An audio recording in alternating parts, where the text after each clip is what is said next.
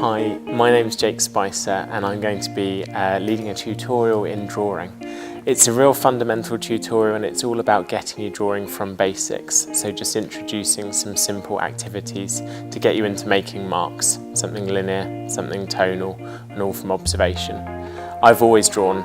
It's something that I did since I was a child and it's always been my best way of understanding the world, to sit down and draw something in order to pull out a sense of wonder from what I'm seeing. I had a bit of a formal education from an artist, so I had a few years of classical drawing but didn't go to university to study art. Otherwise it's just been a big practical education. The more time I've spent with a pencil in hand, drawing from the things I see, the more I've learned about the process.